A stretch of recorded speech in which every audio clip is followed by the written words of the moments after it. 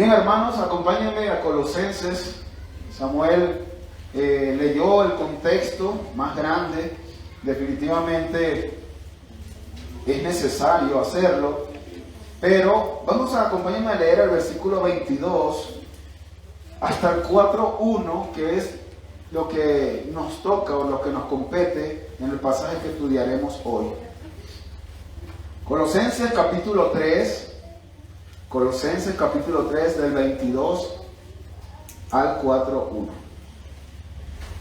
Dice así la palabra de nuestro Dios: Siervos, obedeced en todo a vuestros amos en la tierra, no para ser vistos como los que quieren agradar a los hombres, sino con sinceridad de corazón, temiendo al Señor. Y todo lo que hagáis, hacedlo de corazón, como para el Señor y no para los hombres, sabiendo que del Señor recibiréis la recompensa de la herencia. Es a Cristo el Señor a quien servís. Porque el que procede con injusticia sufrirá las consecuencias del mal que ha cometido, y eso sin acepción de personas. 4:1. Amos, tratad con justicia y equidad a vuestros siervos, sabiendo que vosotros también tenéis un Señor en el cielo. Muy bien, hermanos. Cuando nosotros leemos el primer versículo de la Biblia, Génesis 1:1, dice: en el principio creó Dios los cielos y la tierra. ¿Qué es lo que nos enseña el primer versículo de la Biblia acerca de Dios? ¿Qué responderían ustedes? Lo primero que Dios nos muestra allí: en el principio creó Dios los cielos y la tierra, es que nuestro Dios es un Dios que trabaja. Es un Dios creativo, es un Dios que hizo todo de una manera creativa. No basta que nosotros veamos los dos volcanes que nosotros tenemos aquí y vemos la creatividad de Dios en su creación. O basta que nos veamos todos nosotros. Y aunque algunos nos parecemos, por ejemplo, yo me parezco a mi hermano, algunos dicen que no, pero aún así somos distintos, y ahí vemos la creatividad y el trabajo minucioso que Dios tuvo con su creación. Es un Dios que trabaja, y Dios quiere que nosotros imitemos eso de Él.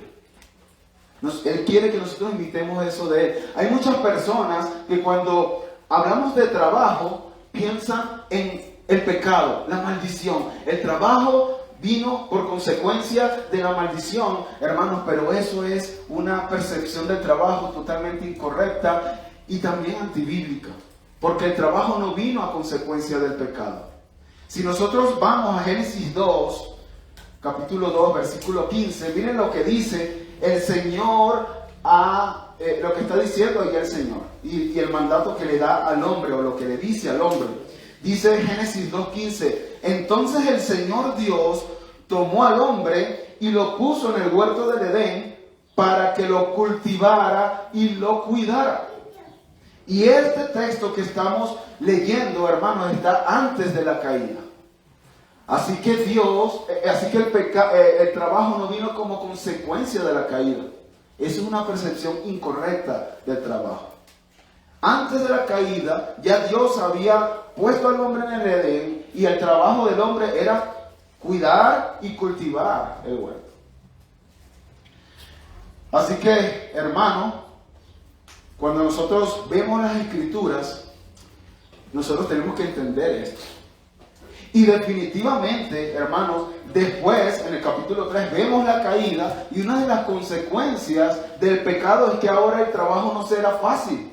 El trabajo traerá trabajo. Por eso se le llama trabajo, ¿no? Ahora será con sudor. A lo mejor antes de la caída los frutos nacían sin ningún inconveniente. Ahora puede ser que una cosecha se dañe por cualquier circunstancia, y eso es consecuencia del pecado. Ahora, la consecuencia del pecado es que el trabajo es arduo, no es algo fácil. pero el trabajo sigue siendo una bendición para el ser humano. Cuando nosotros vemos las Escrituras, vemos a los hombres de Dios trabajando. Si vemos el caso de Job, era un hombre que trabajaba. Noé era un hombre que trabajaba. Abraham era un hombre que trabajaba. David era un rey, era un hombre que trabajaba. Los apóstoles trabajaron, incluyendo el apóstol Pablo, que dice que trabajaba para no ser carga para la iglesia. Si usted va a 2 de los Tesalonicenses, que justamente es una carta escrita, porque muchos decían, bueno, ya viene el Señor, ¿para qué voy a trabajar? ¿Para qué trabajar si ya viene el Señor?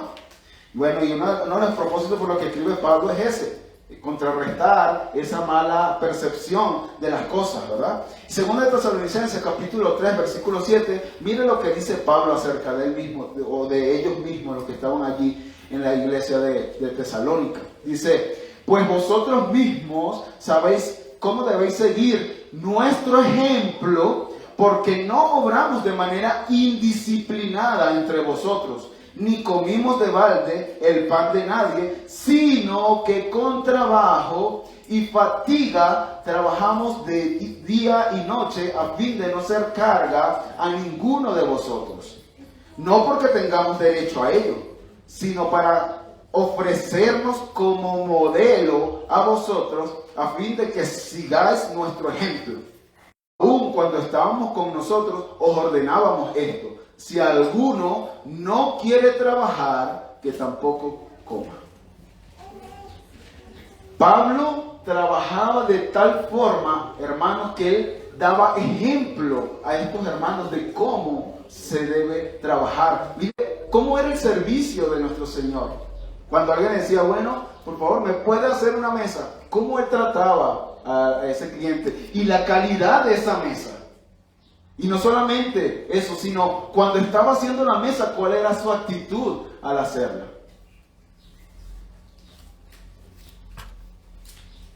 Lamentablemente, hermanos, cuando nosotros avanzamos en la historia,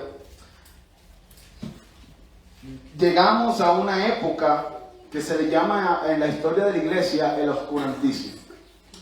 A partir del siglo VIII, donde ya empieza con más arrecio, por decirlo así, la iglesia católica romana, se empiezan a tergiversar algunas cosas y ya empiezan a insertarse las imágenes dentro de las iglesias y todo esto. Y llega una etapa que se llama oscurantismo porque no hay casi referencias históricas durante esta época. Pero algo que hizo la Iglesia Católica Romana y que afectó mucho y aún el día de hoy nos está afectando a la Iglesia cristiana, es que la Iglesia separó lo sacro, lo sagrado, de lo espiritual, ¿no? Repito, separó lo sacro, lo espiritual de lo secular. Eso sí era lo que quería decir. ¿Ok? Ellos dijeron, bueno, los trabajos espirituales son ser monje, ser cura, ser sacerdote, ¿verdad? Ser un cardenal, pero si tú trabajabas con cualquier otra cosa, entonces eso era un trabajo secular. La palabra secular viene de una palabra latina que significa mundo. Mundo, o sea, es un trabajo del mundo. Y lamentablemente, hermanos, nosotros hemos adoptado esa percepción de las cosas en cuanto al trabajo. Pero cuando nosotros vemos la Escritura jamás enseña eso. La Escritura jamás divide eso, sino que al contrario, la vida del cristiano debe ser de completa adoración los 365 días del año, los 7 días de la semana, las 24 horas al día. Y si esto es así, como lo enseña la Escritura, entonces cuando nosotros estamos en nuestros trabajos, estamos adorando también a nuestro Dios con nuestro trabajo. No es que lo espiritual es cuando estamos reunidos aquí y cuando salimos de este local, entonces ya empieza lo secular. Eso no es así, hermano. La Biblia no enseña eso.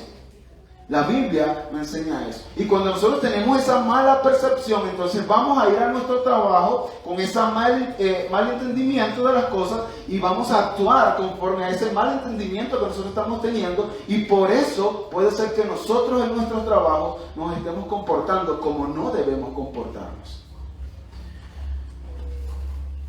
Esa perspectiva del trabajo, hermanos, se llama la perspectiva del trabajo, donde se separaba lo espiritual de lo terrenal o de lo mundano, por decirlo así. Los reformadores del siglo XVI trataron de ir en contra de esa enseñanza. Y fue tanto el impacto, aunque la reforma fue primeramente espiritual, la reforma impactó a todos los ámbitos de la vida, incluyendo el laboral. Y este impacto lo vimos, y de hecho lo vemos reflejado hasta el sol de hoy en Europa. Europa, la manera en que los europeos trabajan son muy diferentes a como trabajamos los latinoamericanos. Pero es porque muchos de los europeos sus leyes están fundamentadas en la reforma, en la escritura. Y esa forma ellos estaban trabajando. Y eso trajo un enriquecimiento natural en Europa, que, como digo, las consecuencias se están viendo hasta el sol de hoy. Eso lo hizo la reforma, hermanos. Así que nosotros tenemos que ver esto, hermanos. Nosotros no debemos separar eso, sino que nuestra vida debe ser una vida de completa adoración, aún en nuestros trabajos. Aún en nuestros trabajos. Y como comentamos, con la caída, la maldad entró al mundo y afectó todo, incluyendo el área laboral. El pecado hace que nosotros nos acomodemos en nuestro trabajo, que seamos flojos, que seamos holgazanes, que estemos con una actitud quejumbrosa en nuestros trabajos, ¿verdad? Eso es lo que hace el pecado en nosotros. Que los jefes quieran explotar de alguna forma a los trabajadores, ¿verdad? Eso es algo que no se vive aquí en este contexto. Podríamos decir que el pecado, hermanos, distorsionó la imagen perfecta que Dios había establecido del trabajo en el ser humano. Pero cuando el Evangelio llega y entra al escenario, cuando el hombre es transformado por el poder del Evangelio, ese nuevo hombre, esa nueva persona empieza a renovar de una forma esa imagen distorsionada del trabajo, y el cristiano debería ser una persona que trabaja y se diferencia a los que no son creyentes. Lo lamentable es que muchas veces sí hay una diferencia entre el cristiano y el creyente, pero para mal. Los cristianos somos más flojos que los que no son cristianos. Los cristianos somos más chismosos que los que no son cristianos. Y esa es la diferencia que hay, hermanos. Pero esa no es la diferencia que nos dice la Escritura que debe tener entre un cristiano y un no cristiano. Hermanos, este prácticamente es el tema aquí. Pablo, en la primera parte de la epístola, empieza a hablar del Evangelio, y cuando el hombre cree en el Evangelio, empieza a restaurar esa imagen distorsionada, y ese hombre empieza a vivir permanentemente y abundantemente en la palabra de Cristo. Cuando el hombre renovado, ya con esa nueva naturaleza, empieza a vivir de esta forma, entonces el hombre empieza a cambiar su manera de pensar, no solamente en el trabajo, también en la iglesia, también en la familia y por supuesto en el trabajo. En la primera parte de esta miniserie que le hemos titulado Un nuevo hombre, un nuevo hogar, la primera parte vimos cómo el Evangelio afecta el matrimonio, esa relación entre la esposa y el esposo. La segunda parte vimos cómo el Evangelio afecta las relaciones entre los padres y los hijos. Y hoy, hermanos, vamos a ver cómo el Evangelio afecta nuestra área laboral.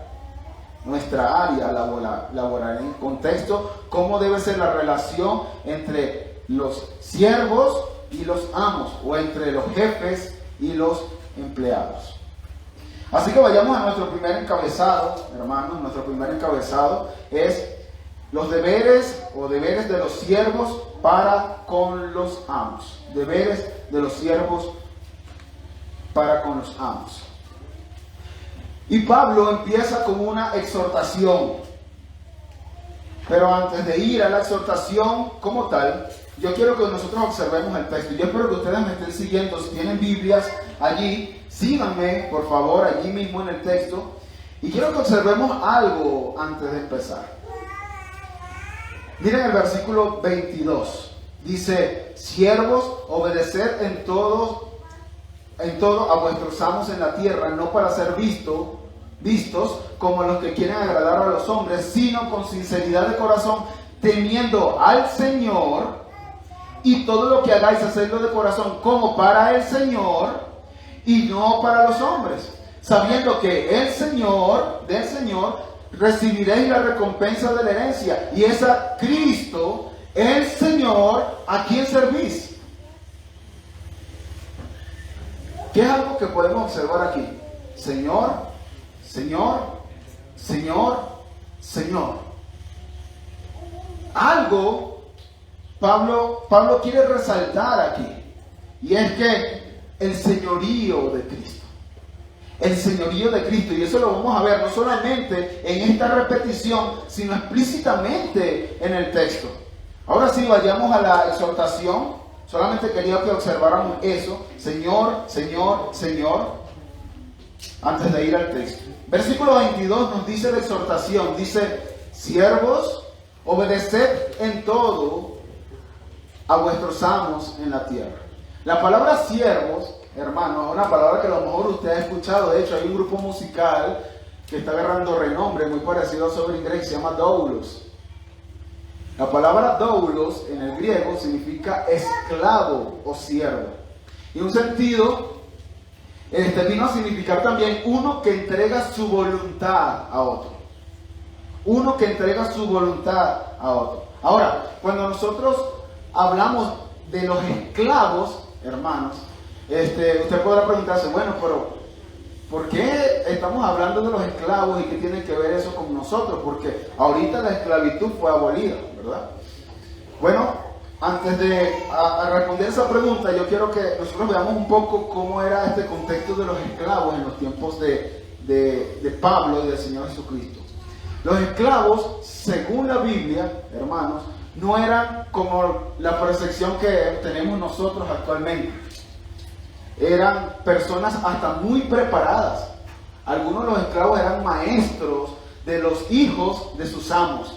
Eran doctores, eran médicos. Solamente que ellos llegaron a ser esclavos tal vez por alguna deuda que no podían pagar, o porque ya habían nacido esclavos, ¿no? Entonces, pero mayormente los esclavos, sobre todo en el Antiguo Testamento, eran bien tratados, mayormente, no todos, algunos eran bien tratados por sus amos. De hecho, cuando nosotros vemos ahí en Deuteronomio, Dios le dice a los israelitas: y te acordarás que fuiste esclavo en la tierra de Egipto, y que el Señor tu Dios te redimió, por eso te ordeno esto hoy. ¿Qué es lo que le está ordenando allí? Que traten bien a sus esclavos. ¿Por qué tengo que tratar bien a los esclavos? Porque tú también fuiste esclavo en Egipto. Ese es el mandato del Señor. Vemos que en nuestro contexto la esclavitud ya fue abolida. La esclavitud ya fue abolida. Bueno, por lo menos como lo enseña en la Biblia, porque muchos son esclavos en sus trabajos en la actualidad.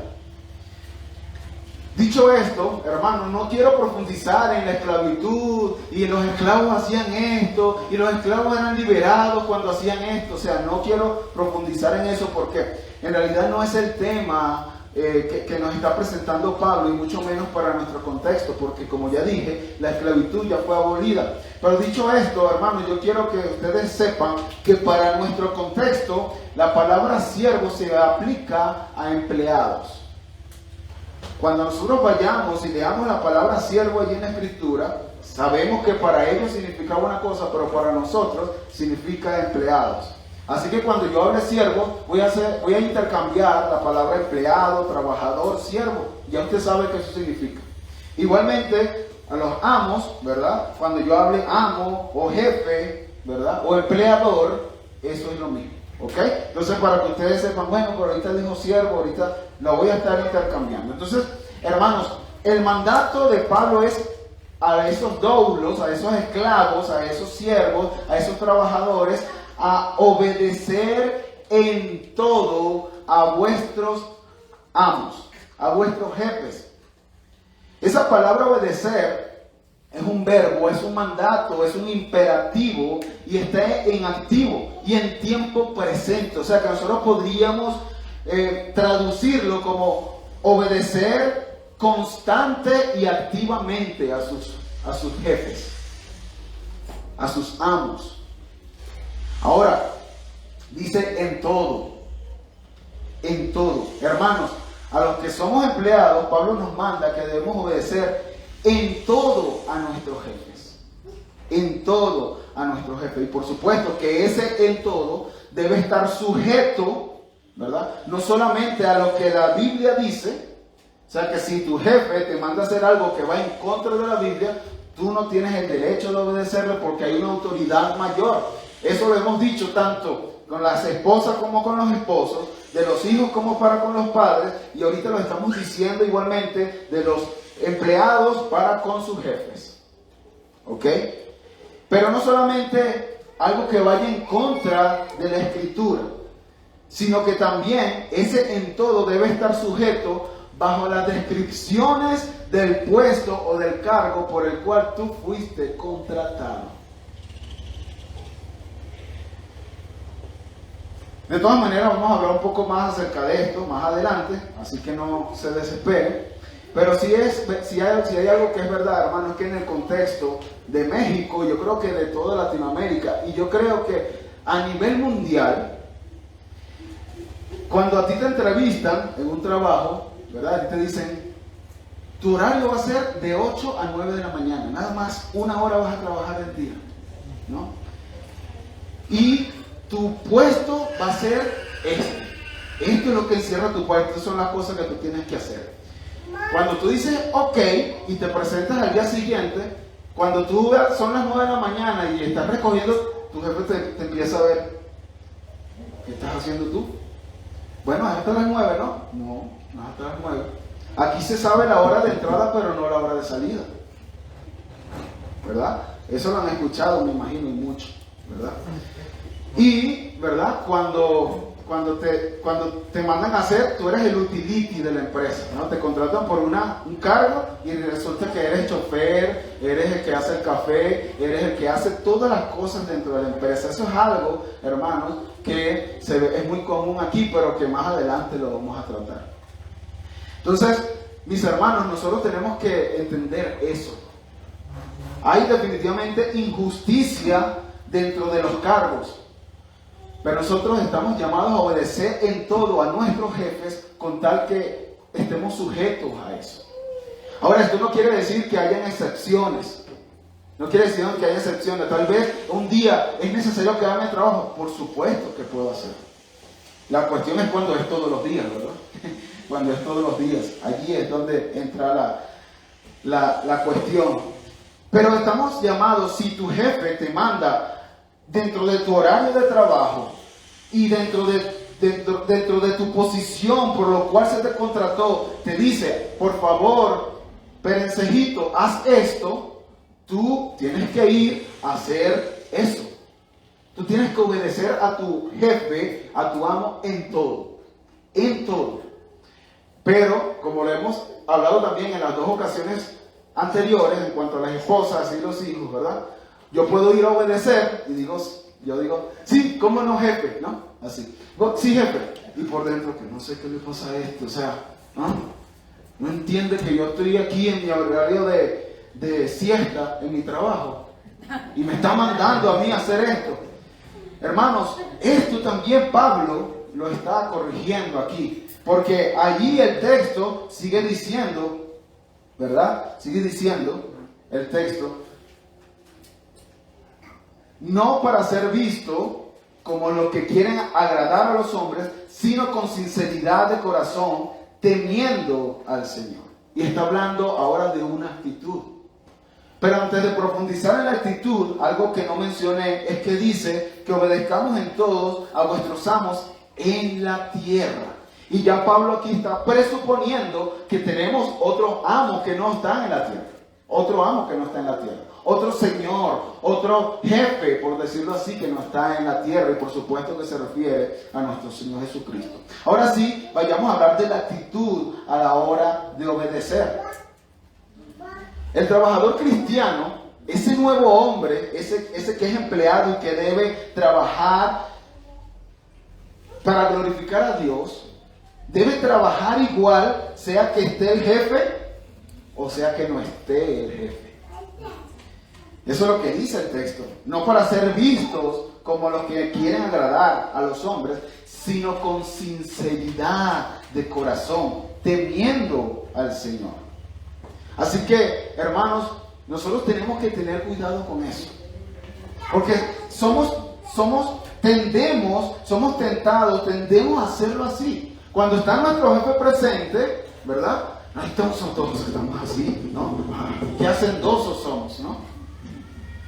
Pero basta que el jefe cruce la puerta para nosotros dejar de ser hacendosos, para nosotros empezar a hablar con nuestros compañeros de trabajo, para nosotros empezar a chismear con nuestros compañeros de trabajo, para nosotros empezar a hablar mal de nuestro jefe con nuestros compañeros de trabajo. Pero eso no es lo que está diciendo Pablo aquí. Pablo nos está diciendo, no para ser vistos. Si tu jefe se va, el cristiano debería trabajar igual o mejor que si su jefe estuviese allí. ¿Saben por qué? Porque su jefe está allí. Su jefe de verdad. El principal amo de los cristianos siempre está allí. Siempre nos está allí viendo. Eso es lo que dice el texto. Eso es lo que dice el texto. No para ser visto como los que agradan a los hombres, sino con sinceridad de corazón, temiendo al Señor. Y todo lo que hagáis, hacedlo de corazón, como para el Señor, no para los hombres. Así que cuando tú estás en tu trabajo y tu jefe se va y empiezas a no hacer nada, tú estás demostrando que primero que no tienes una buena percepción del trabajo según la Escritura. No entiendes que tu vida de adoración incluye también el trabajo. Y que trabajando estás adorando a Dios y estás siendo glorificado cuando tú lo haces bien. No solamente estás demostrando eso, sino que estás demostrando que tu principal motivación es trabajar para tu jefe terrenal. No para tu jefe celestial, que es nuestro Señor Jesucristo. Nosotros tenemos que tener mucho cuidado con eso, hermanos. Nuestro Señor Jesucristo es nuestro amo y Él es omnipresente. Ustedes saben cuál es ese atributo de Dios, ¿verdad? Omni, todo, presente, en todo lugar. Él está en todo lugar presente. Y el cristiano debe vivir coram Deo, entendiendo que Él está siempre en la presencia de Dios. Así, y si nosotros entendemos esto, y sea que esté nuestro jefe terrenal, o sea que no esté nuestro jefe terrenal, nuestro trabajo siempre va a ser eficiente, porque lo estamos haciendo para la gloria de Dios. Primeramente, hermano. Primeramente. Así que ya seas ingeniero, ya seas ama de casa, que también se puede aplicar, ya seas boleador, ¿verdad? Y a los venezolanos, que somos bastantes, que estamos aquí, un boleador es alguien que limpia y pule los zapatos, que los lustra. Ya seas barrendero o gerente en una transnacional, siempre tu trabajo debe ser de calidad. Siempre tu trabajo debe ser de calidad. Pero no solamente debe ser de calidad, debes hacerlo con la mejor actitud. Con la mejor actitud. Con la mejor disposición. Y que cuando tú entregues un reporte a tu jefe diga, wow, mira la diferencia entre Perencejito, que es creyente, y el otro sultanito que no es creyente. Se ve una diferencia en su trabajo, se ve una diferencia en su disposición para trabajar. Y que no sea al revés, hermanos, porque cuando nosotros hacemos eso, el nombre de Cristo está siendo blasfemado. El nombre de Cristo es lo que está en juego, hermanos. Van a decir, y eso que este es cristiano, si así son los cristianos, imagínate, yo no quiero ser cristiano. Y eso puede hacer que esa persona ponga una barrera por tu actitud en tu trabajo. Pero el Señor es tan bueno, hermanos, que Él no solamente nos dice, obedezcan a sus amos en todo. Y no solamente nos dice, háganlo de corazón para el Señor. Sino que nuestro Dios es tan bueno que nos da una motivación. Nos da una motivación para obedecer. Versículo 24 dice, sabiendo que del Señor recibiréis la recompensa de la herencia. Es a Cristo el Señor a quien servís. Volviendo a los esclavos en los tiempos bíblicos, el amo no estaba en la obligación, hermanos, no estaba en la obligación de recompensar al esclavo por su buen trabajo. Eso lo hacía el esclavo y el jefe, el amo no tenía por qué decir, qué buen trabajo estás haciendo.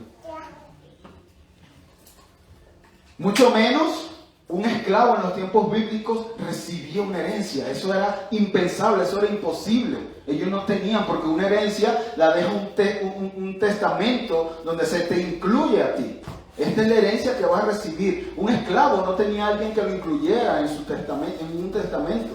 Por lo tanto, era imposible que los esclavos recibieran eso. Ahora imagínense ustedes a estos esclavos que no iban a recibir una recompensa, que ya habían nacido de nuevo. Y Pablo le dice, trabajen, obedezcan a sus amos en todo, con una actitud de corazón, entendiendo que lo hacen para el Señor, pero ese Señor, ese amo celestial, les tiene preparada a ustedes una recompensa.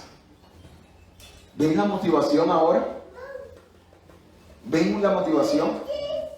Pablo, hermanos, primeramente quiere que sepamos que si somos buenos siervos, si somos buenos trabajadores en nuestros trabajos, y obedecemos a nuestros amos, haciendo de todo corazón lo que se nos manda, tendremos una recompensa. Ahora, ustedes en su trabajo, sus jefes terrenales, podrían, que son muy contados los casos, ¿verdad?, decirle, qué buen trabajo hiciste hoy. Eso sería una motivación tal vez para muchos de nosotros. Y eso sería bueno, definitivamente, que nuestros amos reconozcan nuestro buen trabajo, ¿verdad? O lo que todos deseamos, ¿verdad? Que no solamente sea qué buen trabajo hiciste, sino toma, aquí está un bono económico para ti. Eso sería mucho mejor, ¿verdad? Entonces eso sería algo que hoy mañana llego más temprano, ¿no? Mañana llego más temprano. Pero hermanos, esa recompensa, esas palabras se las lleva el viento. Ese dinero se gasta, o si te mueres, hasta ahí llegó ese dinero. Pero la recompensa que te está prometiendo nuestro verdadero Señor, nuestro verdadero amo, nuestro verdadero jefe, nuestro principal jefe, es una recompensa eterna. Es una recompensa que no se marchita. Es una recompensa que no se daña. Mira lo que dice Primera de Pedro, capítulo 1, versículo 4. Primera de Pedro 1, 4 dice que Él nos ha llamado, versículo 3, nos ha escogido, ¿verdad?, para obtener una herencia. Y miren cómo es esta herencia: incorruptible, inmaculada, que no se marchita. Y esa recompensa está reservada en los cielos para vosotros. Y no solamente eso, dice el versículo 5, dice que sois protegidos por el poder de Dios mediante la fe para salvación para la salvación que está preparada para ser revelada en el último tiempo. Hermanos, esta es la recompensa que van a recibir los cristianos. Y en este contexto que estamos hablando, hermanos, está Cristo diciendo que si nosotros somos buenos empleados, vamos a recibir recompensa de parte de nuestro Señor, aunque nuestros jefes terrenales no reconozcan nuestro trabajo. ¿Qué más motivación necesitas tú para ser un buen trabajador en tu trabajo? Vas a recibir la mayor recompensa que puedes obtener. No se compara con todos los millones del mundo que puedas tener, que te puede dar tu jefe por ser un buen trabajador aquí en la tierra. ¿Saben qué? Iba un hombre caminando en un terreno y resulta que encontró un tesoro en ese terreno, que el valor de ese tesoro era tan incalculable que ese hombre guardó ese tesoro en ese terreno. Y dice la escritura, ahí en Mateo capítulo 13, versículo 44, que ese hombre fue gozoso y vendió todo lo que tenía para adquirir ese terreno, porque entendió el valor del tesoro. Y esa es la herencia, hermanos, que se nos está prometiendo en los cielos. Ese tesoro es nuestro Señor Jesucristo. Nuestro Señor Jesucristo. Y si eso no es la mayor motivación que tú puedes tener para ser un mejor trabajador y un trabajador que glorifica a Dios, entonces eso quiere decir que tú no entiendes quién es nuestro Señor Jesucristo. Porque un cristiano que entienda eso, esta es la mayor motivación que puede tener. Es un cristiano que va a llegar temprano a su trabajo. Es un cristiano que va a hacer todo alegremente, gozosamente. Es un cristiano que cuando su jefe lo mande, va a ir con una actitud correcta de corazón. Porque él entiende no solamente que es su Señor que se lo está mandando, sino que el Señor le está dando una motivación. La motivación de motivaciones. La motivación de motivación. Y por cierto, aprovechando que por ahí escucho un amén, no está mal, hermano, que usted diga amén. No está mal. Usted puede hacerlo. Porque a veces caemos también, ¿no? ¿No? Se puede hacer, hermano, se puede hacer. Miren lo que dice Tito, capítulo 2, versículo 9, justamente en un contexto de siervos. Pablo le escribe una epístola a Tito y le dice: exhorta a los siervos a que se sujeten a sus amos en todo. Pero miren lo que dice ahora. Prestenle atención. Que sean complacientes. ¿Con quién? Con sus amos. No contradiciendo, no defraudando, sino mostrando toda buena fe. ¿Para qué, Pablo? ¿Para qué? Para que adornen, miren esto, para que adornen la doctrina de Dios, nuestro Salvador, en todo respecto.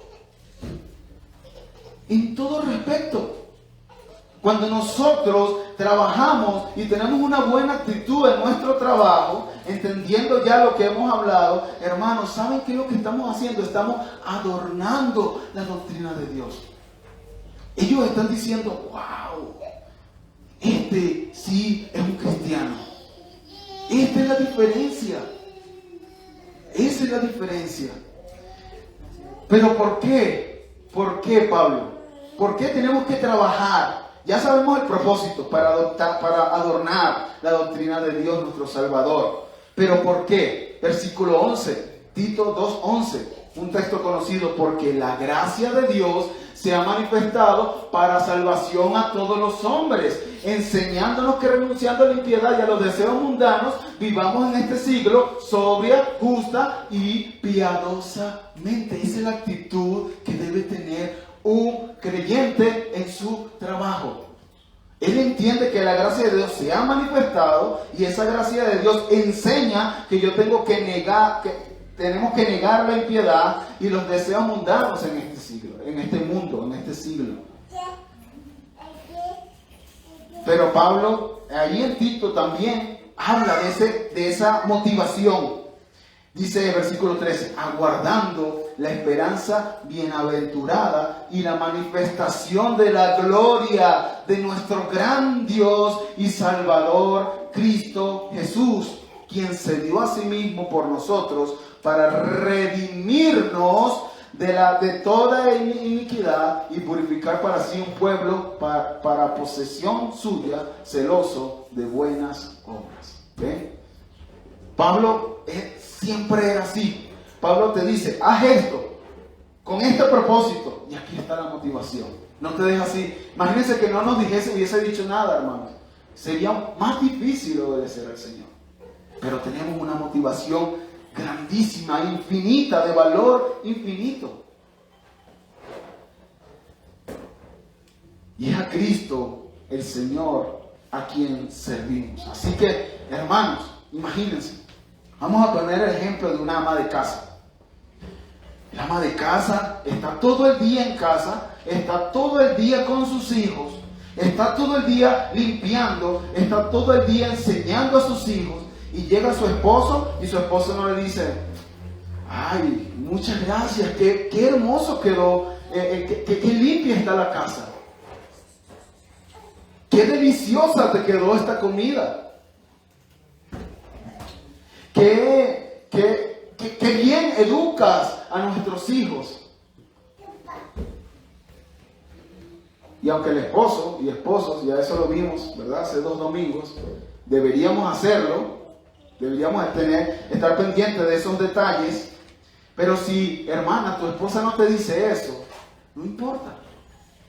No importa. Nuestro Dios sí está viendo tu trabajo. Nuestro Dios sí está viendo tu dedicación.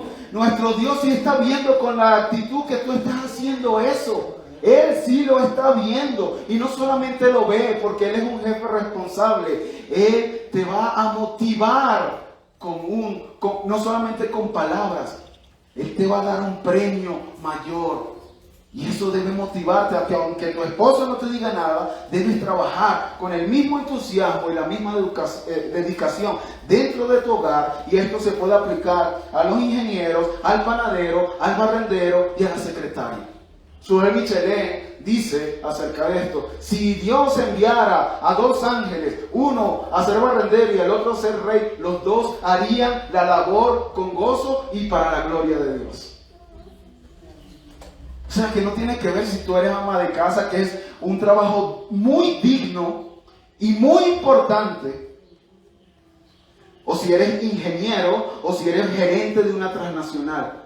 Lo importante es que tú entiendas que tú tienes un Dios mayor, y ese Dios mayor te está exigiendo que tú obedezcas a tus amos, a tus jefes, y que Él tiene una motivación gigantesca para ti. Pero también Pablo da una advertencia. No solamente te motiva, sino que también te da una advertencia. Versículo 25, él dice: porque el que procede con injusticia sufrirá las consecuencias del mal que ha cometido, y eso sin acepción de persona. Pablo quiere que los siervos y los amos entiendan, porque esto ya es para ambos, entiendan que hay consecuencias si actúan injustamente. Ahora, hermanos, no podemos pasar por alto esto. Ya lo hemos dicho por lo menos en 2 ocasiones. Habían 2 miembros de esta iglesia en Colosas que son conocidos. 2 miembros. Uno era Onésimo y el otro era Filemón. Onésimo era un siervo, era un esclavo de Filemón. Al parecer, dicen los estudiosos, Onésimo robó a Filemón y por eso paró en la cárcel. Pero Dios, que es tan bueno y misericordioso, paró en la cárcel donde estaba Pablo preso. Y Pablo le predica el evangelio a Onésimo. Onésimo se arrepiente, cree en el Señor Jesucristo, y entonces Pablo manda a Onésimo con una epístola, ¿verdad? Manda a Onésimo con la epístola a Filemón, que se le entrega a Filemón. Y esa es la epístola que viene después de Colosenses. Filemón, ¿verdad? Entonces, Miren lo que dice Filemón, que es un solo capítulo, ¿verdad? Filemón, versículo 15, acerca de Pablo, escribiéndole a el amo Filemón, acerca de su siervo Onésimo. Versículo 15, porque quizás por esto se apartó de ti por algún tiempo, para que lo volvieras a recibir para siempre, no ya como esclavo, sino como más que un esclavo, como un hermano amado, especialmente para mí, pero cuanto más para ti, tanto en la carne como en el Señor. Versículo 17. Si me tienes pues por compañero, acéptalo como me aceptarías a mí. Y si te ha perjudicado en alguna forma o te debe algo, cárgalo a mi cuenta. Muchos de los siervos que estaban dentro de la iglesia de Colosas sabían esto y podían decir: bueno, pero sí, el Señor, después que Onésimo vino y robó a su amo, y su amo lo perdonó, y Pablo le dice que lo trate ya no como un esclavo, entonces bueno, yo puedo robar, yo puedo trabajar así, yo puedo hacer esto dentro a mi amo. Y Pablo dice: no, esa es la advertencia que está dando Pablo allí, porque el que procede con injusticia sufrirá consecuencias. Esta fue una excepción, esta no es la regla.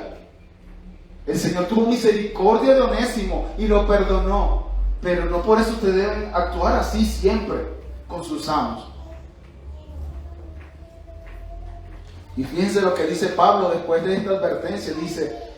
Dice esto sí, y eso sin acepción de personas. Porque aquí Pablo está incluyendo también a los amos. No hay excepción de personas. Mis hermanos empleados, el irrespeto a la autoridad no es compatible con la fe cristiana.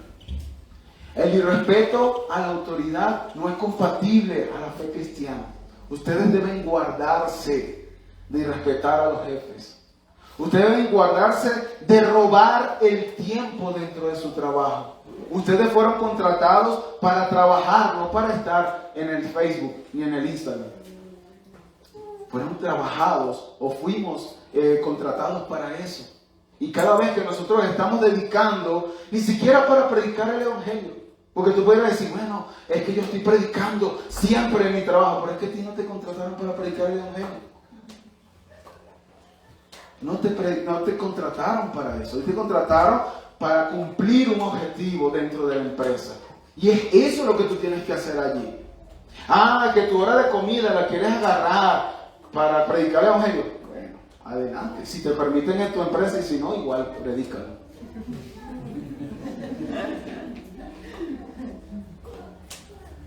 Pero mi hermano, cuidémonos de ser holgazanes. El trabajo del cristiano debe sobresalir. Debe sobresalir. Y en cuanto a los amos, aquí les viene. Vayamos a nuestro segundo encabezado, y por supuesto mucho más corto. Fíjense que Pablo dedicó 4 versículos a los siervos. Ni a las esposas, ni a los hijos y padres le dedicó tanto. A los siervos le dedicó 4 versículos. Algo quería decir eso. Y a los amos le dedica un solo versículo. Pablo sí es malo, ¿verdad? Pero un solo versículo, pero es contundente lo que viene.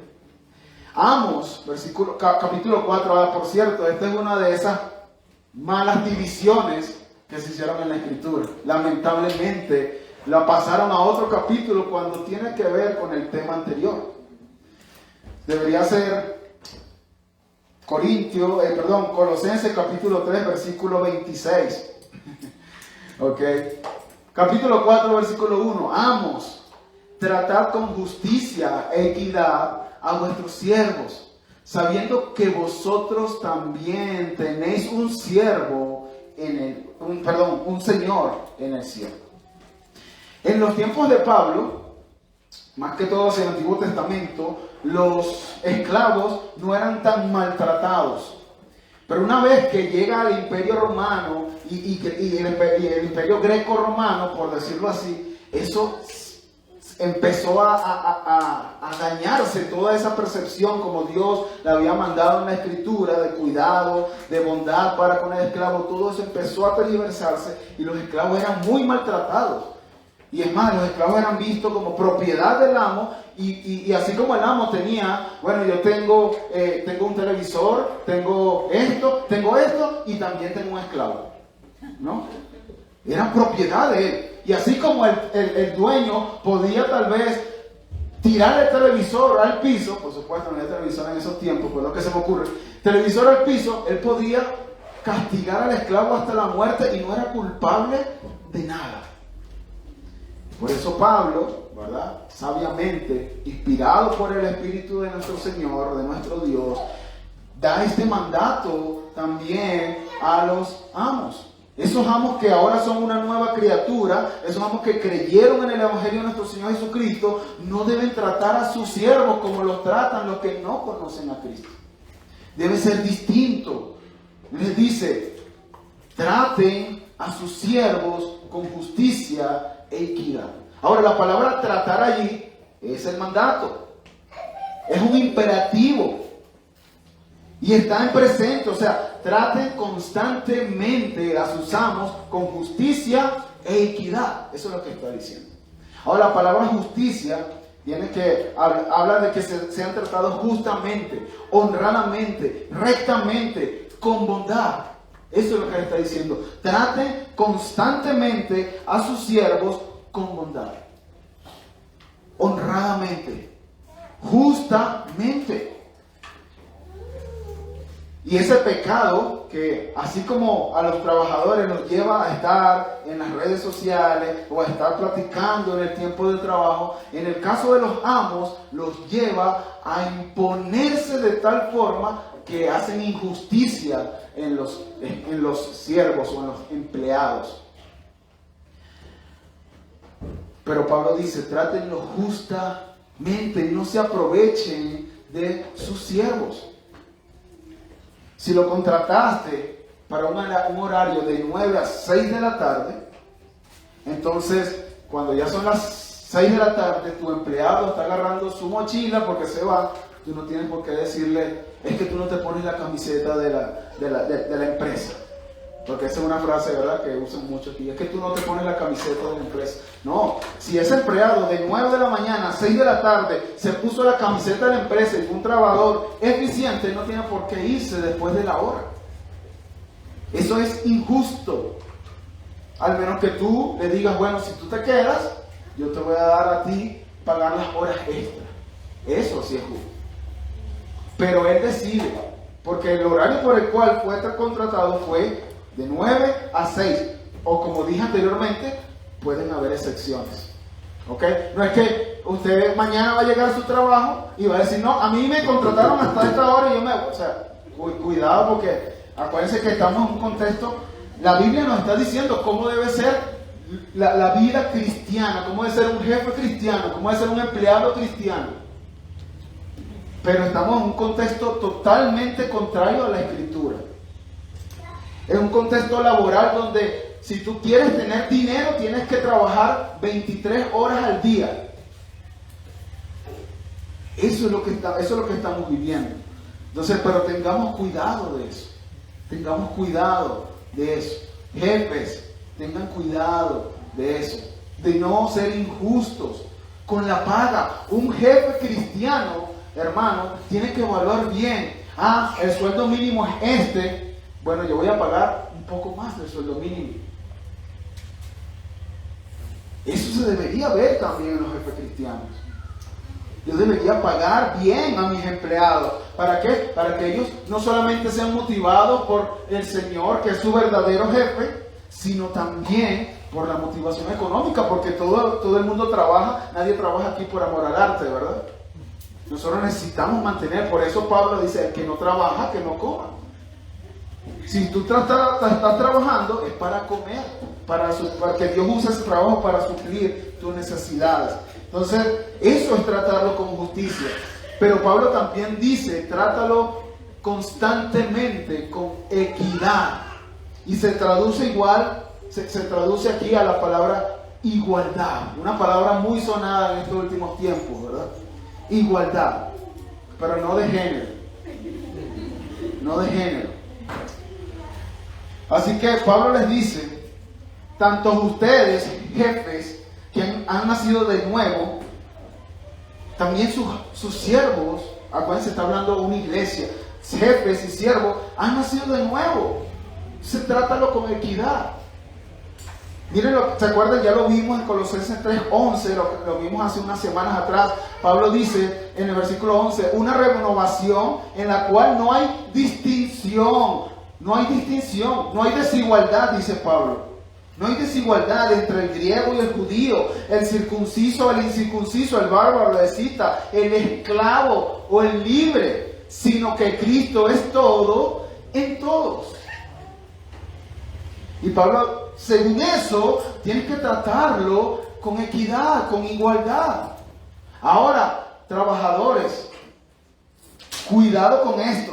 No es que esto está hablando de un contexto de iglesia. Aquí en la iglesia todos somos iguales. Aquí no vale más el ingeniero, no vale menos el que trabaja de barrendero. Eso es lo que está diciendo Pablo. El contexto es un contexto de iglesia. En su trabajo, el jefe es su jefe. Allá hay jerarquías, pero el jefe cristiano debe tratar a su empleado entendiendo esto, que él es parte de un pueblo y que él también merece ser tratado con igualdad. ¿Por qué lo dice? Porque los siervos de aquel tiempo, los siervos de aquel tiempo eran objetos que el jefe, el amo, podía hacer con ellos lo que ellos quisieran. No eran considerados ni siquiera ciudadanos. Y nosotros, ¿cómo podemos aplicarlo de esa forma? Entiende que Él es tu hermano en Cristo. Entonces, según con ese conocimiento, trátalo con igualdad, aún dentro de tu trabajo. ¿Eres su jefe? Sí, por supuesto. Pero ten en cuenta eso. Por eso Pablo, cuando escribió Filemón, el versículo 16, ya lo leímos, dice, no ya como esclavo, sino como más que un esclavo, como un hermano amado. Así tú debes verlo, hermano. Y ya el último punto, y con esto terminamos, la razón. ¿Por qué, Pablo? ¿Por qué los amos tienen que tratar de esta forma, con justicia y equidad, ¿verdad?, a los siervos? Bueno, aquí viene la razón. Dice, sabiendo que vosotros también fuisteis, sabiendo que vosotros también tenéis un Señor en el cielo. Esa es la respuesta de Pablo. La respuesta es porque ustedes saben que tienen un amo, un Señor, un jefe mayor. Así que, ¿por qué estamos en igualdad, Pablo? Bueno, porque tanto el siervo como el amo sirven al mismo jefe. Sirven al mismo jefe. Eso es lo que está diciendo Pablo. Y aunque no es explícito aquí, también se aplica el versículo 24. Cuando tú te sometes a ese jefe, siendo un jefe terrenal, cuando te sometes a ese jefe celestial, que es nuestro Señor Jesucristo, también vas a recibir una recompensa.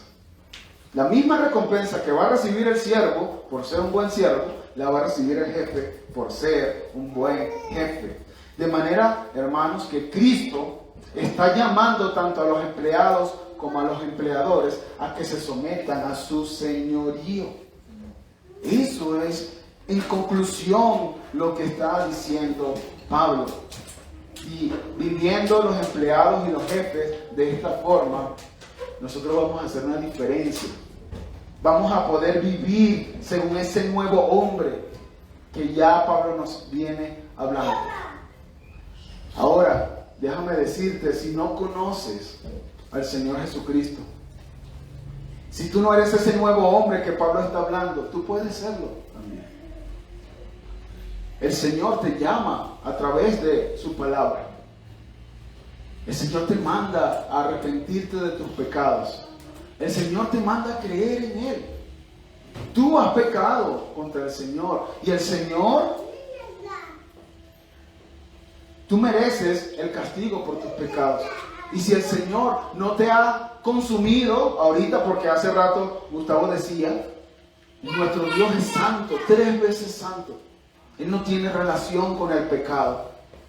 Y en el momento que tú pecaste, esa relación que pudiste haber tenido contra el Señor se rompió. Y tú eres digno del castigo que el Señor estableció por ese pecado. Dice la Escritura que la paga del pecado es la muerte. Tú mereces la muerte si has pecado contra el Señor. Y la única forma de que no obtengas esa muerte es que tú creas en el Señor Jesucristo. En ese amo, en ese jefe mayor que todos tenemos. Si tú crees en el Señor Jesucristo, todos tus pecados son transferidos a Cristo y toda la vida justa de Cristo es transferida a ti, entonces eres salvo por eso. El Señor te ve a través de Cristo y dice, a ver, ya no hay pecado en Él. Cristo llevó todos los pecados en la cruz, pero debes creer, debes obedecer ahora a la palabra de Dios. Eso es lo que te manda el Señor.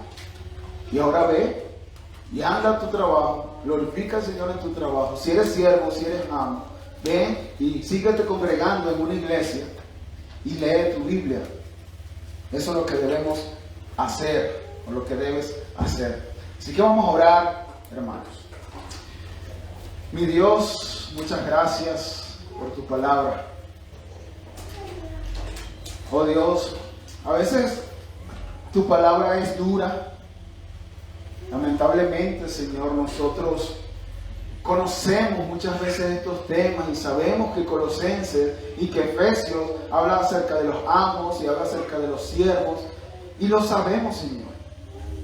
La cuestión es, ¿lo aplicamos? Aplicamos ese conocimiento, y aquí es donde yo quiero elevar mi oración a ti, mi Dios.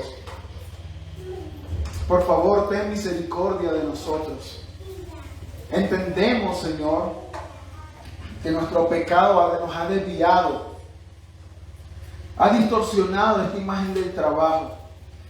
Pero tú, Señor, cuando regeneraste nuestros corazones, has empezado un proceso de restablecer esa imagen que fue distorsionada. Y yo te pido que tú nos ayudes a restablecer esa imagen distorsionada en cuanto al trabajo, Señor. Y que los empleados empecemos a ser mejores empleados para tu gloria. Que sirvamos de corazón, con una buena actitud. Que haya una diferencia, Señor, entre las personas que te conocen y no te conocen. Y los amos, Señor, que traten con igualdad y con justicia a sus empleados, que no sean injustos con sus empleados. Así que, mi Dios, de verdad ayúdanos a ser diferentes también en esto, Señor. Que los cristianos, los trabajadores, los amos de la Misión Bautista Reformada de Puebla, Señor, puedan hacer una diferencia en sus trabajos. Oh Señor, y no solamente te pido por los cristianos de esta misión, sino por los cristianos de Puebla, por los cristianos de México, por los cristianos del mundo, Señor, para que ellos puedan entender esto. Porque si nosotros, como cristianos, empezáramos a aplicar todo esto que nos está enseñando tu palabra, Señor, yo creo que todo sería más próspero en nuestros trabajos, Señor. Todo sería mejor. Así que, Padre, en tus manos estamos. Ayúdanos, por favor, a aplicar estos principios, porque sabemos que por nuestra propia cuenta es imposible si no dependemos de tu gracia sublime. Toda la gloria es tuya, Señor. Te lo pedimos en los méritos de Cristo. Amén.